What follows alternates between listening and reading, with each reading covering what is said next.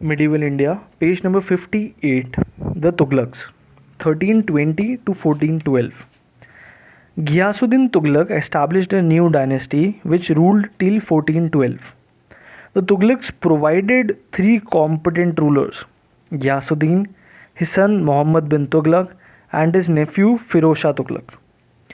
The first two of these sultans ruled over an empire which comprised almost the entire country. The empire of Firoz was smaller, but even then it was almost as large as that ruled over by Alauddin Khilji. After the death of Firoz, the Delhi Sultanate disintegrated and North India was divided into a series of small states. Although the Tughlaqs continued to rule till 1412, the invasion of Delhi by Temur in 1398 may be said to mark the end of the Tughlaq Empire. We shall first examine the remarkable expansion of Delhi Sultanate from the time of Alauddin Khilji, then the various internal reforms in the Sultanate during the period, and the factors which led to the disintegration of the Sultanate. Number 1. Expansion of Delhi Sultanate. We have seen how eastern Rajasthan, including Ajmer and some of its neighboring territories, had come under the control of Delhi Sultanate. Though from the time of Balban, Ranthambore, which was most powerful Rajput state, had gone out of its control. Jalaluddin had undertaken an invasion of Ranthambore but found the task too difficult for him. Thus, southern and western Rajasthan had remained outside the control of the Sultanate. With the rise of power of Alauddin Khilji, a new situation developed.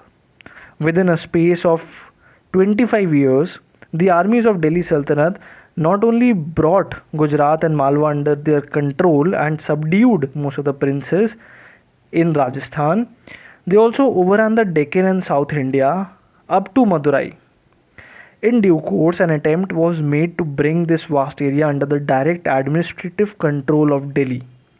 The new phase of expansion was initiated by Alauddin Khilji and was continued under his successors, the climax being reached during the reign of Muhammad bin Tughlaq. We have already seen how the Delhi Sultanate was gradually geared up for this renewed phase of expansion. At this time, Malwa, Gujarat, and Deogir were being ruled by Rajput dynasties, most of which had come to existence towards the end of the 12th and beginning of 13th century. Despite the establishment of the Turkish rule in the Ganga Valley, three dynasties had hardly changed their old ways. Moreover, each one of them was contending for mastery over the entire region. So much so, when under Iltutmish the Turks attacked Gujarat, the ruler of both Malwa and Deogir attacked it from the south. In the Maratha region, the rulers of Deogir were constantly at war with Warangal in the Telangana region and with the Hosalyas in the Karnataka area. The Hosalyas, in turn, were at war with their neighbors, the Pandyas, in Mabar, Tamil area. These rivalries not only made the conquest of Malwa and Gujarat easier, but tended to draw invaders further and further into the south. The Turkish rulers had strong reasons for coveting Malwa and Gujarat. Not only were these areas fertile and populous, they controlled the western seaports and the trade routes connecting them with the Ganga Valley.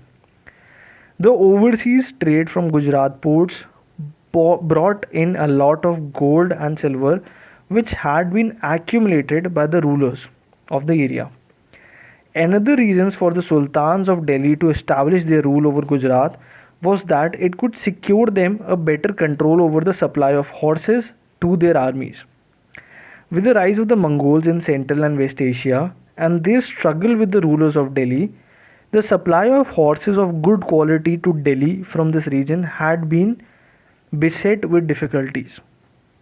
The import of Arabi, Iraqi, and Turkey horses to India from the western seaports had been an important item of trade since the 8th century. Early in 1299, an army under 2 of Alauddin Khilji's noted generals marched against Gujarat by the way of Rajasthan. On their way, they raided and captured Jaisalmer also. The Gujarat ruler Raikaran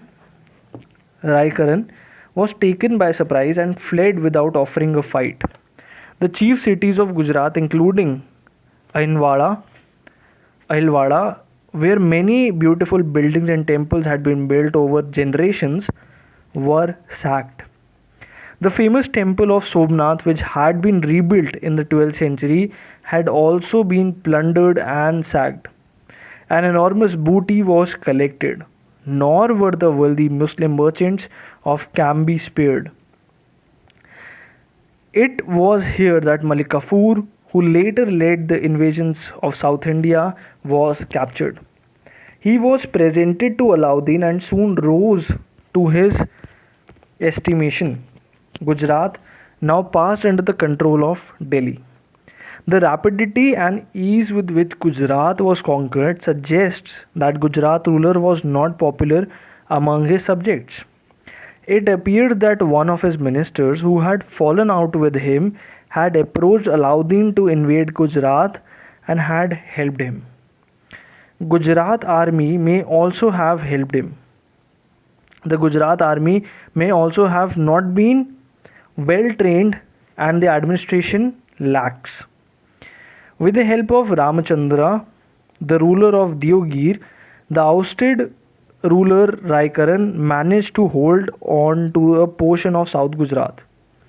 As we shall see, this provided an additional cause of war between Delhi and the Yadavas of Deogir, Rajasthan. After the conquest of Gujarat, Alauddin turned his attention to the consolidation of his rule over Rajasthan. The first to invite his attention was Ranthambore, which was being ruled by the Chauhan successors of Prithviraj. Its ruler Hamirdeva had embarked on a series of warlike expeditions against his neighbors. He is credited with having won victories against Raja Bhoj of Dhar and Rana of Mewar. But it were these victories which proved to be his undoing. After the Gujarat campaign, on their way back to Delhi, the Mongol soldiers rebelled following a dispute regarding the share of booty. The rebellion was crushed and a wholesale massacre followed. Two of the Mongol nobles fled for refuge to Ranthambore. Alauddin sent messages to Hamirdeva to kill or expel the Mongol nobles. But Hamirdeva, with the high sense of dignity and obligation to those who had sought refuge with him, and being confident of the strength of his fort and his armies, sent haughty replies. He was not far wrong in his estimation, for Ranthambore was reputed to be the strongest fort in Rajasthan and had earlier defied Jalaluddin Khalji. Alauddin dispatched an army commanded by one of his reputed generals, but it was repulsed with losses by Hamirdeva. Finally, Alauddin himself had to march against Ranthambore. The famous poet Amir Khusro, who went along with Alauddin, had given a graphic description of the fort and its investment. After 3 months of close siege, a fearful Johar ceremony took place. The women mounted the funeral pyre and all the men came out to fight to last. This is the first description we have of the Johar in Persian. All the Mongols too died fighting with the Rajputs. This event took place in 1301. Alauddin next turned his attention towards Chittor, which after Ranthambore was the most powerful state in Rajasthan. It was therefore necessary for Alauddin to subdue it. Apart from this, its ruler Ratan Singh had annoyed him by refusing permission to his armies to march to Gujarat through Mewar territories.